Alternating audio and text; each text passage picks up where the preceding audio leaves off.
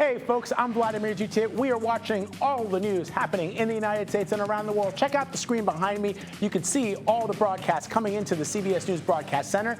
This is CBS News 24/7.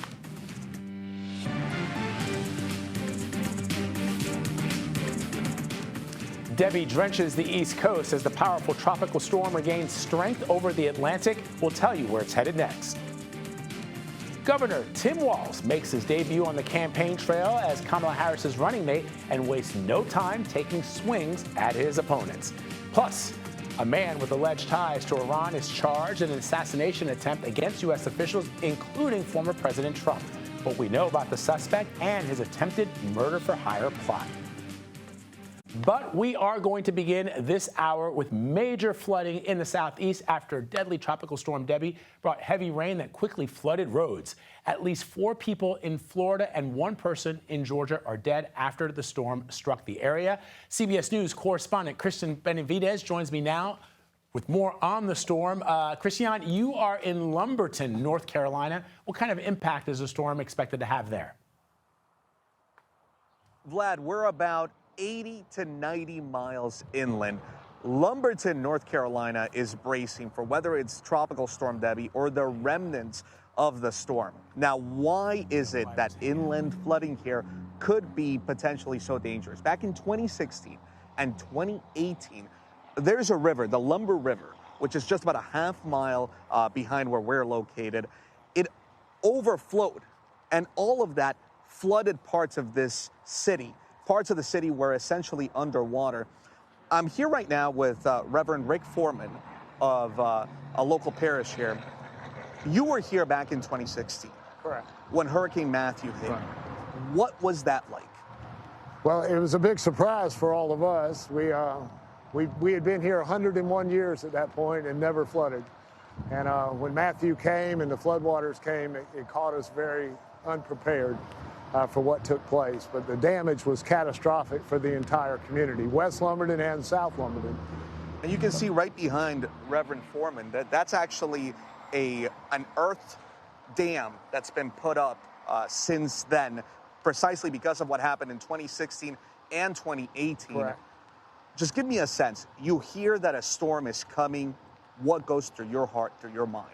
Well, it certainly gets you on edge a little bit. Little anxiety levels go up, and we try to live our life as people of faith. But we're still human beings, and in our humanity, when things like this, we saw what happened in Matthew, we saw what happened in Florence, and we know what we did to try to stop it. Now we're trying to take more precautions. But even though we're anxious, we still know that we're going to be okay when it's all over. Right.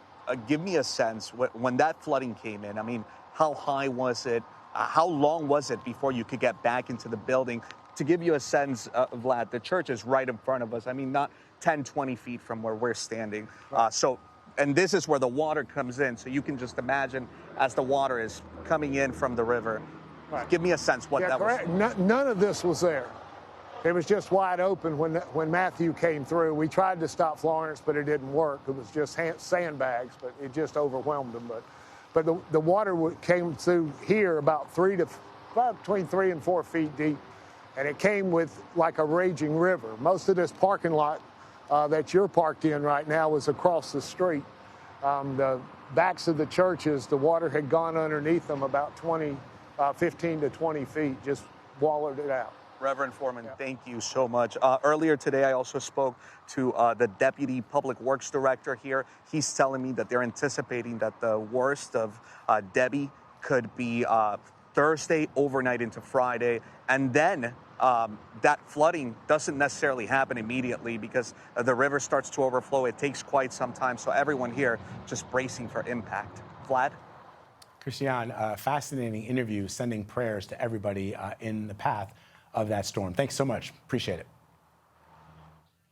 All right, let's bring in CBS News Philadelphia meteorologist Grant Gilmore with the first look at the national forecast. Grant, I'm really worried about those folks in North Carolina. No kidding, Vlad. I mean, North Carolina and South Carolina still dealing with it. In fact, I mean, Debby's still sitting off the coast of South Carolina and Georgia. this morning, just throwing more and more of these rain bands on shore, bringing additional rainfall on top of what we've already seen. Look at some of these rainfall totals so far. Now, the storm is pretty much done with Florida, but 18 inches of rain in Paris. Sarasota picked up 17 inches of rain. You head into South Carolina. Somerville, South Carolina has seen 17.27 inches of rain. Portions of Georgia have seen nearly a foot of rainfall, and then there's more rain on the way. So the center of Debby is about 90 miles or so just east of Savannah. But look at that counterclockwise flow. It's throwing all of that rainfall into South and now North Carolina, and it is just going to sit there for the next day or so before finally beginning to quickly accelerate up to the north. But still, look into Thursday morning. The storm system about to make another landfall, and then finally it moves up to the north, weakening as it does so, but still taking a lot of rainfall with it. The track has shifted slightly to the west, so we are concerned about some flooding as we head up into the mid-Atlantic states, central Pennsylvania, upstate New York, but a slight shift to the east could mean a whole different scenario under what is already saturated ground across many portions of the Northeast. Now, in addition to the rainfall, a little storm surge concerns, and that's going to exacerbate some of the river flooding because it pushes all that water that should be draining out of the rivers along the coast back into land. Vlad, a lot more to track, though, with this system over the next several days. All right, we'll check in with you, Grant, a little bit later in the show. In the meantime, let's bring in CBS New York meteorologist Tony Sadiku, who's following the heavy rain and flooding here in the tri-state area. You're not just Jerika Duncan's favorite meteorologist, Tony. You and all of our New York-based meteorologists are mine as well. Thank you so much for doing what you're doing. Tell me what you're seeing now, because it was weird, Tony. Yesterday, I was on my way back from Hudson, New York, and we were inundated with rain. Then I checked with my wife, who was here in the city, and she said they hadn't had much rain. So what are you seeing where you are now? Hey, Vlad, good morning. Good to see you. So it's been a mess out here. We're in Hackensack, New Jersey, and you know how it goes around here. Some areas kind of get walloped with several inches of rain, too much to handle, for instance here. And for some, you step outside and you're able to do your thing without much impact. But I want to show you what we've got right now, because as you can see, I mean, the road's completely submerged. It's been like this for hours. Water's still moving. In fact, when we got here this morning, there was a car stuck in the road, eventually had to be towed. We've seen this all over the place. Around the corner, you'll see another car, flashing lights there too. Roads barricaded. In fact, you got this police officer vehicle from the city of Hackensack just trying to remind folks to do what they already know. You do not want to drive through flooded roads. Oftentimes, you don't know how deep the water is. And as we always remind folks, 6 inches of water is all it takes for your car to stall. A foot and you are floating, and it's just not a situation you want to be in. It's a lot easier to turn around than it is to deal with the headache of being stuck out here. So as I mentioned, Vlad, 3 to 5 inches of rain is what they've seen out here in parts of Bergen County overnight. None of this, by the way, affiliated with Debby. And that's the concern when I talk to folks out here. Okay, so we got this now. I know the rain isn't going to be as bad today, even though you got a couple of light showers right now, but now heading into tomorrow and then Friday, as the remnants of Debby pass to our west, how is this area going to be able to handle that rain heading into that time? A lot of folks have been trying to clean up from the floodwaters and the high waters that they've been dealing with this morning, and of course they'll be likely doing the same heading into Saturday morning as well. All right, Tony Sadiku reporting from Hackensack, New Jersey for us this morning. Tony, thanks, brother. Appreciate it. Okay, to politics now. The new Democratic ticket is reshaping the 2024 presidential race. Vice President Kamala Harris and her running mate, Governor Tim Walz, made their first appearance together yesterday in front of a large crowd in Philadelphia. And during his speech, Governor Walz made a big splash with voters holding nothing back against the Trump campaign. Listen. If Trump gets a chance to return, he's going to pick up exactly where he left off 4 years ago. Donald Trump's not fighting for you or your family.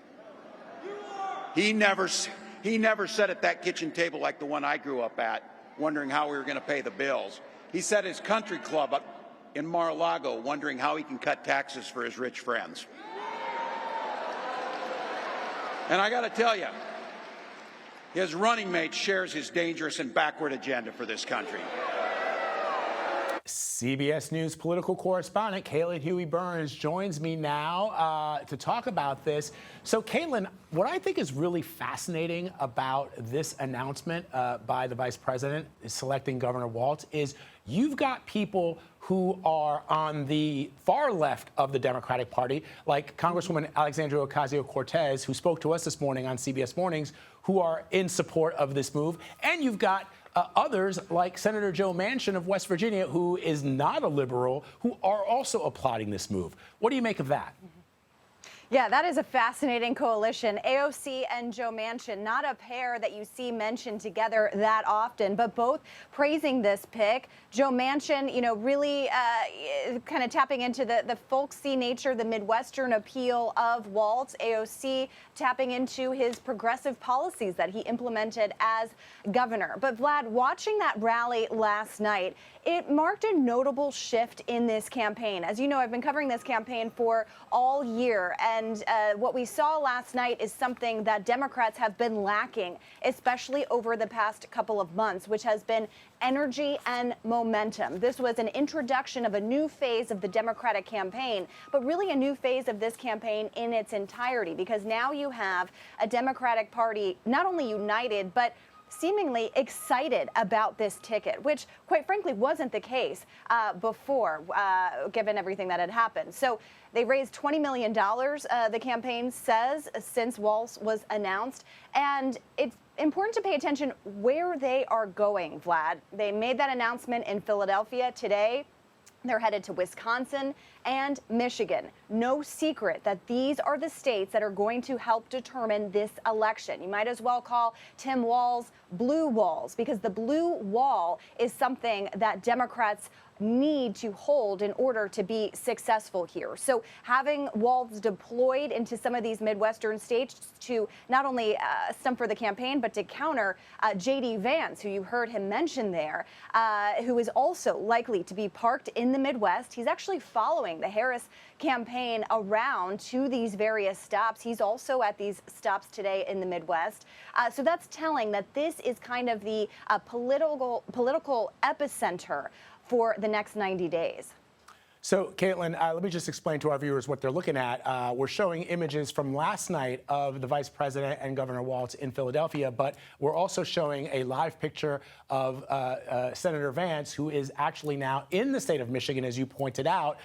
That is where the battle will be met by both the Democrats and the Republicans. So we're going to take that a little bit later after you and I finish our chat. But let me ask you one question about what you said. You talked about the enthusiasm that we saw yesterday at that rally, and there is no doubt that Democrats are energized and they're enthusiastic. But there was something telling in the vice president's remarks yesterday. She said, we are still the underdog. And I know you're already starting to hear, as I'm sure you are, the rumblings from Democrats who are suffering from PTSD of the enthusiasm that Hillary Clinton had back in 2016, and the fact that she did not visit some of those states that you're talking about, which many feel cost her the election. So is the vice president prepared to dig in and to do that hard campaigning in states where they may actually be popular with Democrats, but they need to go after those independents?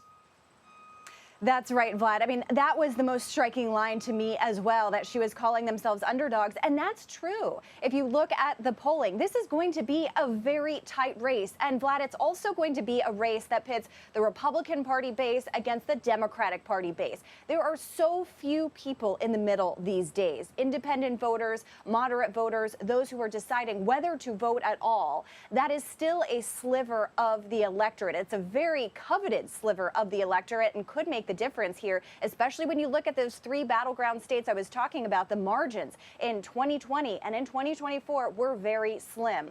So that's kind of the whole ballgame here. But this pick of Walz and the pick of J.D. Vance, quite frankly, is also a recognition that this is a base versus base election. So energizing the party base is critical not only for fundraising and energy and momentum, but also turning people out, getting them to show up to vote is going to be critical for the Democratic side of the aisle. I've been covering the Trump campaign all year, too. He has been filling these rallies, these arenas, like we saw Harris and Walz fill yesterday, too. So that's going to be an important measure to kind of look at over the coming days, especially as they kick off this campaign.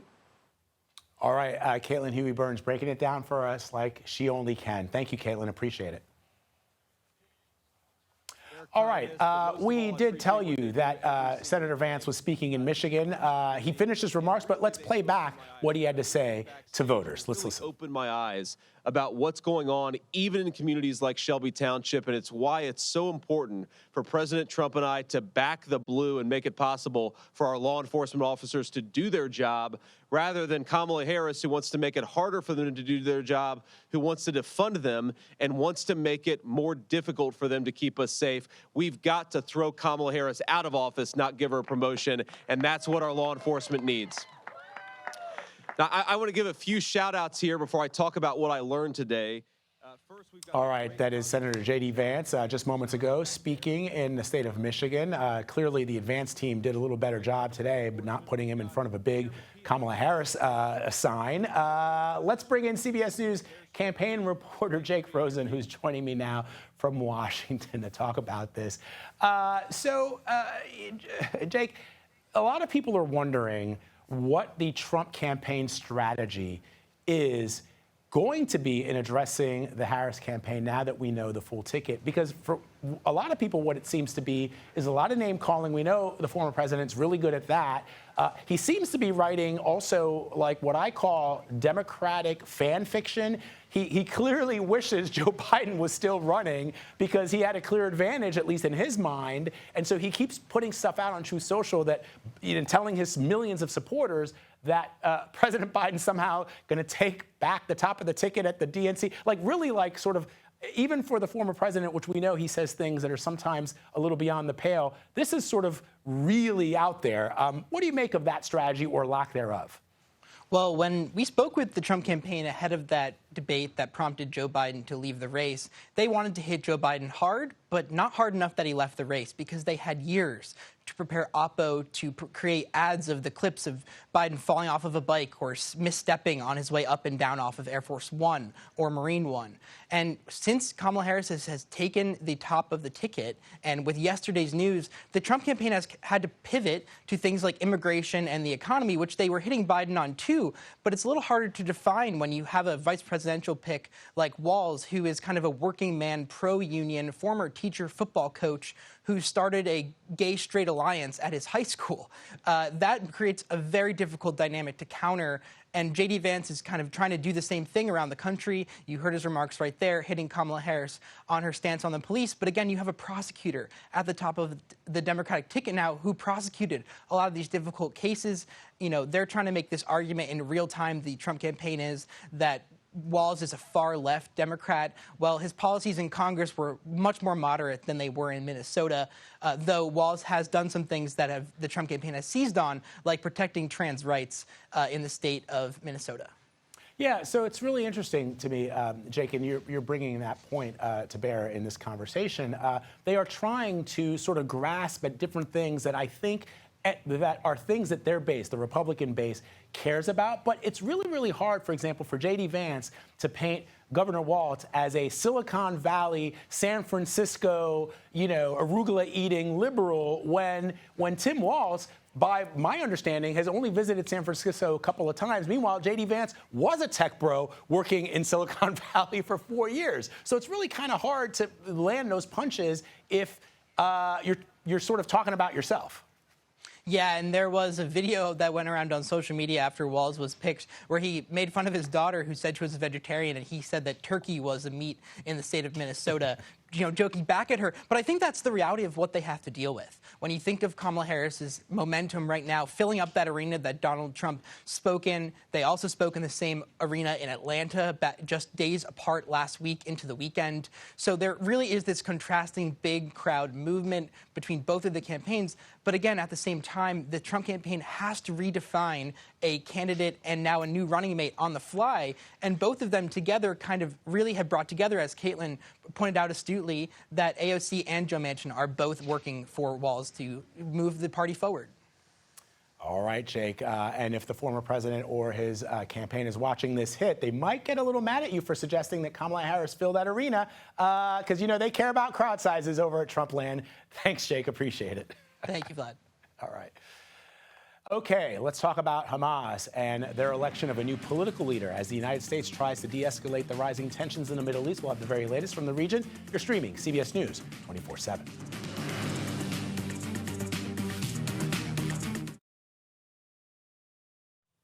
Hamas has named Yahya Sinwar, the mastermind of the October 7th attacks, as its new leader, and the selection comes after Ismail Haniyeh was assassinated last week. Now, both Iran and Hamas blame Israel for his death. Meanwhile, CBS News has learned the U.S. has deployed F-18 fighter jets to an unnamed military base in the Middle East, with F-22s also on the way amid fears of a wider regional conflict.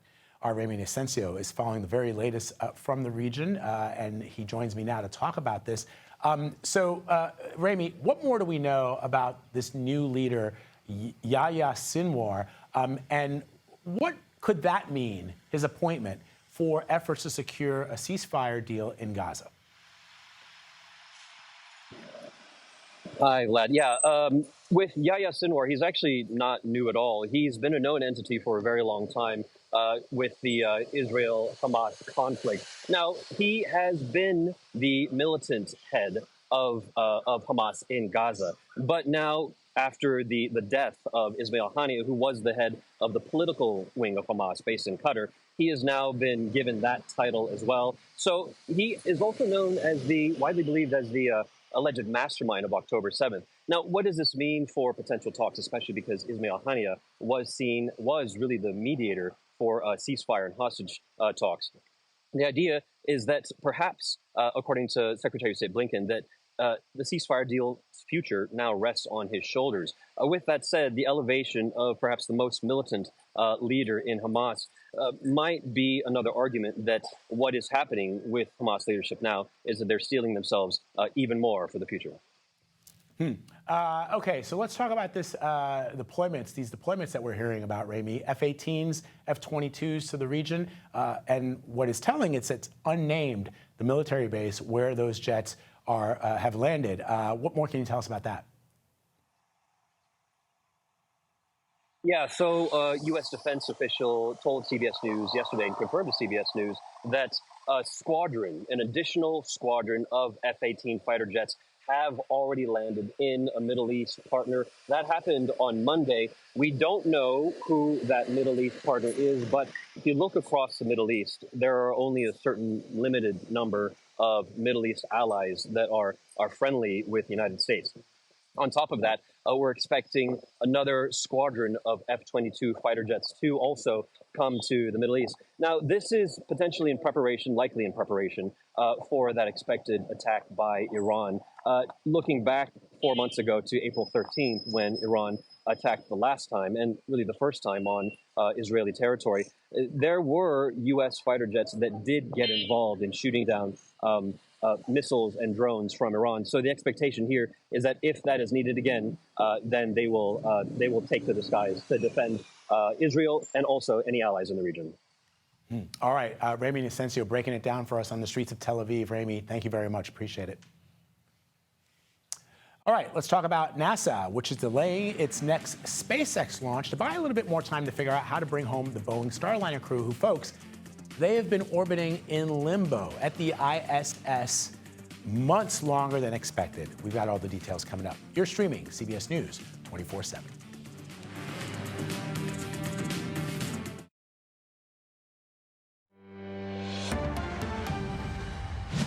Happening right now, folks. Let's take you to Shelby Township, Michigan. Moments ago, Republican vice presidential nominee J.D. Vance spoke at a campaign event. He's now taking some questions. Let's listen. Are going to deport people. Now, you start with the people who are most dangerous. You start with the most violent criminals. You make it harder for businesses to hire illegal aliens, and you work your way down from there. And I think that's how you solve the problem of the people who are here. But if you're not willing to tell at least some of the people who are in this country illegally that you have to go back, then you don't have a real border policy. And unfortunately, that's what Kamala Harris has given this country.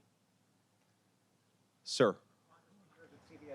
Last night, Governor Walz suggested that because of your Ivy League education and your Silicon backing your political career, that you yourself are part of the elite. What are your first impressions of them trying to frame you this way to the American public?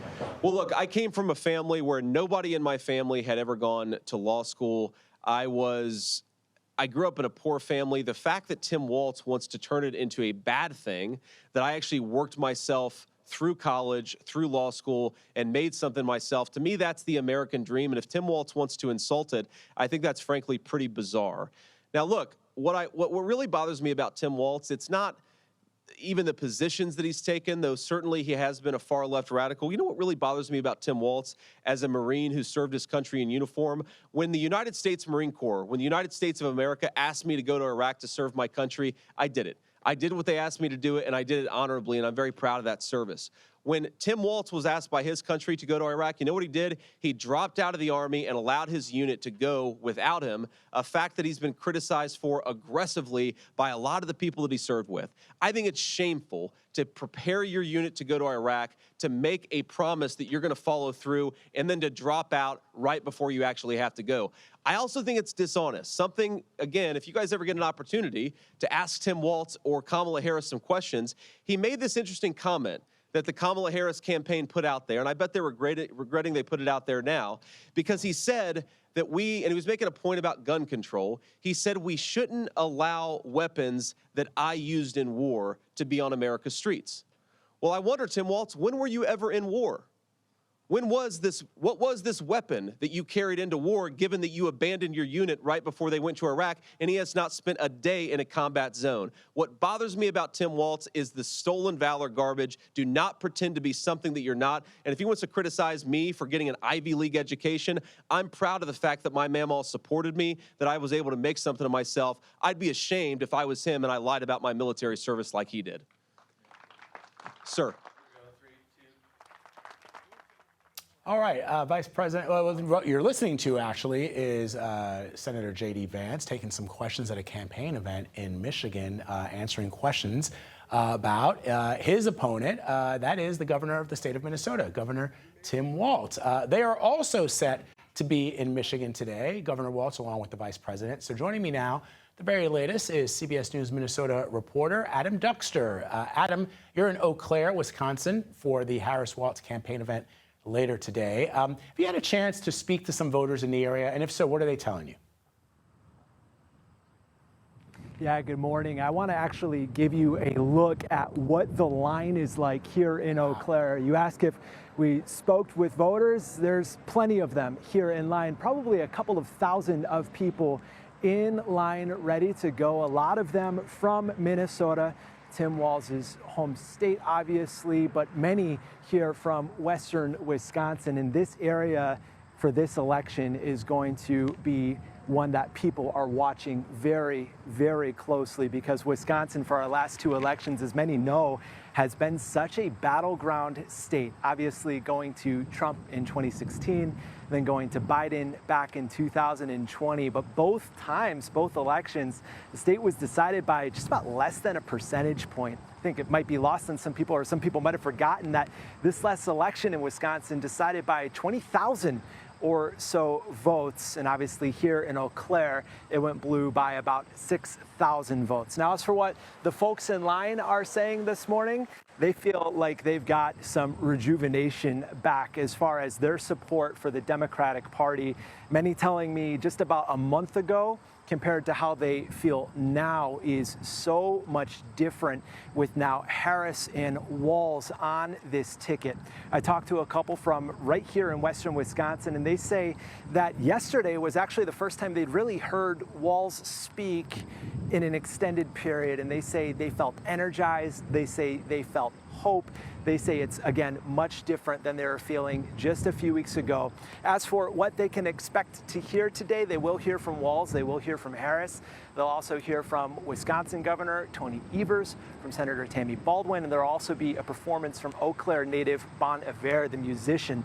So again, definitely a lot of excitement, I would say, here in this day. People feel like after yesterday, especially, hearing Walz and Harris on the same stage together, like they've got momentum, they've got rejuvenation in many ways as voters. And again, it will come down to Wisconsin. It's 10 electoral votes, and again, razor thin margins each of the last 2 elections. Adam, thanks so much. Before you go, Adam, just ask your cameraman to pan along that road again, and just how far does that line go? I mean, that is fairly remarkable in just 24 hours after this announcement that you've got all those people lined up. Yeah, we're going to pan down this line one more time for you, and it's something that has grown just about every single minute. People in the very front of the line we talked to, they actually came into town last night and have been out since about 5 a.m. today, and as they let this crowd start getting into this venue, it truly does stretch. I mean, I'd say if I had to estimate, there's easily thousands of people in this line, and again, we're about an hour, just under 2 hours away from the Twin Cities Metro, so plenty of people coming from Minnesota to hear Walz speak. But again, about a town of 70,000 people here in Eau Claire. This line does go for quite a ways. Wow, and you can already hear the enthusiasm, and the event hasn't even started yet. Adam, thanks very much for your reporting. Appreciate it. Okay, let's talk about this 5.2 magnitude earthquake that rattled Southern California on Tuesday evening. The quake struck near Bakersfield and was felt as far away as Los Angeles. You're looking at video. This reminds me of the film 1941 for some reason. Anybody in the studio, you know what I'm talking about? Am I wrong to think that this is like a shot from 1941? This is actually the Santa Monica Pier shaking as the quake hit. There were more than 24 aftershocks, but here's the good news. No damage and no one hurt. But man, that does give me some kind of feeling, right? I don't know. Maybe I'm too old. In the Northeast, let's talk about the heavy rain bringing major flooding to parts of the New York area and New Jersey, stranding many drivers on the highway in water as high as their tires. CBS News reporter Elijah Westbrook has a look at the conditions on what is usually a very busy highway in Jersey. Good morning. Well, right now we are standing on Route 17 here in Teterboro, New Jersey, an area that's typically bustling with traffic. But as you can see there behind me, the roadway is shut down because of all of that flooding you see there in the distance. We've been here for several hours at this point, and you're looking at a gray Mustang that clearly stalled out as a result of the flooded conditions out this way. This is likely what drivers and other commuters are expected to face in the hours ahead as they traverse through this area of town. This is also because of the severe weather conditions we experienced out this way that's been going on for several hours. So you certainly want to be mindful of that. Again, right now we're standing on Route 17. This is here in Teterboro, New Jersey, right down the road from Hasbrook Heights. Of course, we're going to continue to stay here at scenes like this and bring you the very latest. We're reporting here from Teterboro, New Jersey, Elijah Westbrook, CBS News, New York. All right, Elijah, thanks so much. Let's bring in CBS News Philadelphia meteorologist Grant Gilmore with another look at the national forecast.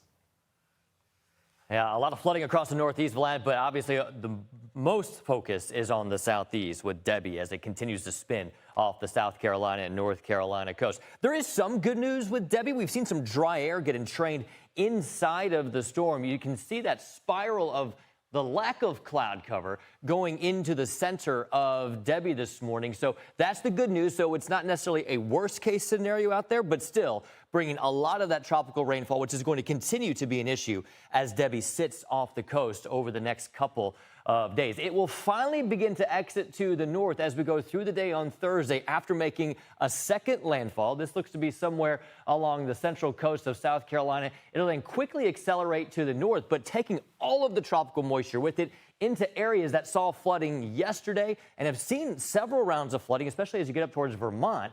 That arrives Friday into Saturday. The system continues to move up to the north and east, but some places across the south could see an additional 5 to 10 inches of rainfall. That includes portions of North Carolina, and that is true all the way up through the mid-Atlantic and into the northeast. Right now, the center of the storm looks to be mainly through western parts of PA into New York.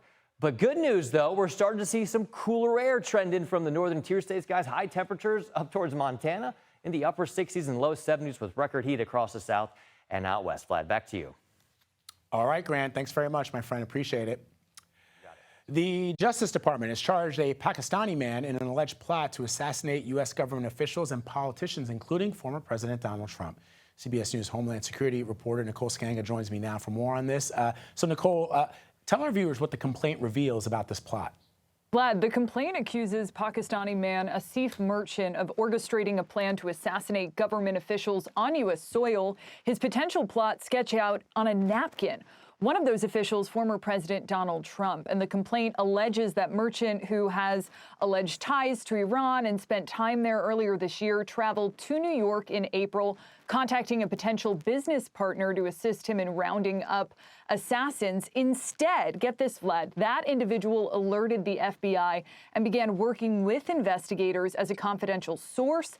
That confidential source accompanied Merchant on scouting missions around Brooklyn, where clubs that were considered potential recruitment spots, and shelled out $5,000 to undercover agents posed as would-be hitmen. His plan even included coded lingo, flannel shirt meant stealing, denim jacket referred to sending money, and fleece jacket translated to murder.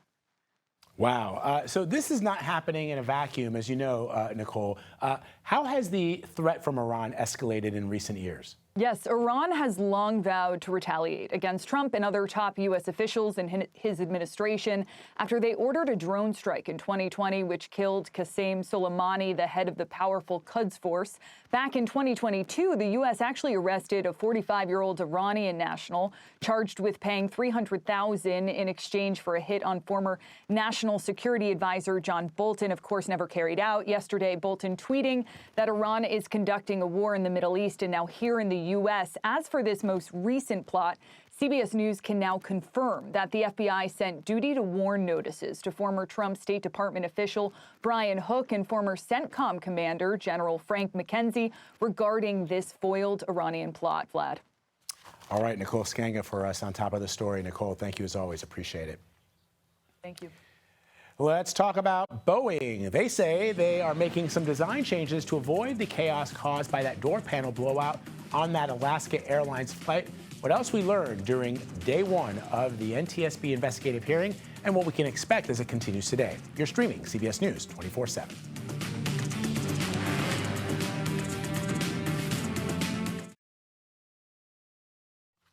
All right, happening right now, the National Transportation Safety Board is holding its second day of hearings focused on the blowout of an Alaska Boeing 737 MAX 9 door plug.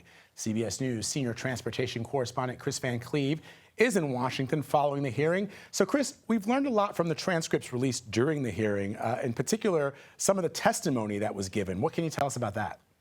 Well, so the NTSB opened the investigative docket as part of this hearing, and that's thousands and thousands and thousands of pages of what they've learned through interviews and the investigative process. That includes transcripts of interviews with the pilots and the flight attendants who were on board that plane when the door panel blew out. And it's the first time we've really heard their story in their own words. You know, they've not been publicly identified. They've not done interviews. So this is the first time that we're at least able to read their account. If you're the pilots, what they reported was, you know, a relatively normal flight until they heard a loud bang and their ears popping, and then the cockpit door blew open. Their headsets, in one case, were pulled off their head by the force of the decompression. The other pilot said it pulled his back and knocked him into the heads-up display, this little piece of plastic, that screen that's hanging down in front of him. An emergency checklist they needed went flying back behind them somewhere. They weren't able to communicate because it was very, very loud. They were on oxygen. As they were landing, the oxygen mask started to fog up. So they're landing through the fog of their mask. They were able to land safely. It was an airport both pilots were very, very familiar with in Portland. Inside the cabin, the flight attendants, one of them described the sound of the door panel blowing out as like a cannon going off. The force of the depressurization knocked one who was unbelted and up in the aisle, knocked that flight attendant to the ground. They described chaos, trying to ascertain if everybody was still on the airplane, seeing oxygen masks getting tangled. One of the flight attendants I thought was really compelling in what they said was wondering, are the pilots alive? Are the pilots okay? Do they know what has happened? Because there was no communication between the pilots and the flight attendants at that point because of the chaos in the cabin. Wow, riveting. Chris Van Cleve following this development and this hearing for us in D.C. Chris, thanks so much. Appreciate it. Sure thing.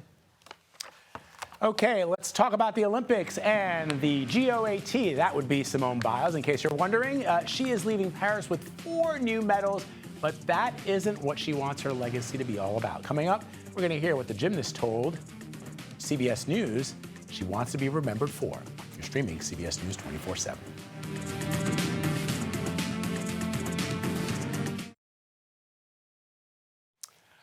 All right, the U.S. men's basketball team dominated Brazil 122-87 in the quarterfinal of the knockout rounds. Devin Booker scored a team-high 18 points for the U.S.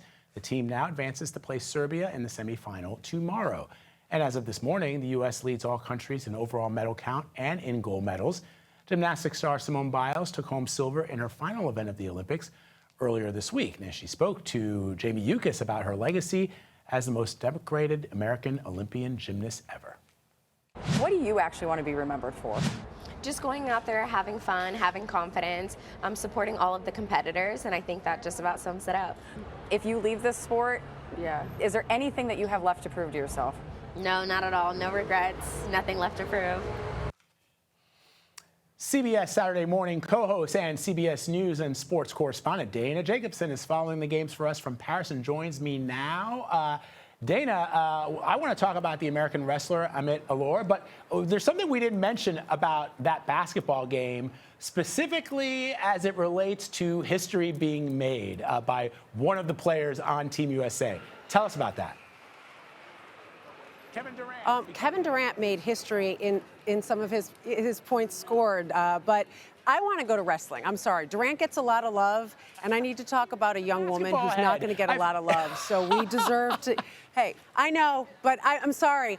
Vlad, you got to hear this, and I know we have a limited amount of time. So congrats to Kevin Durant. He's amazing, and by the way, he's the only one. He's got his 3 golds. He's going for 1 more. It's wonderful. Amit Alor. Get to know this name of this young woman.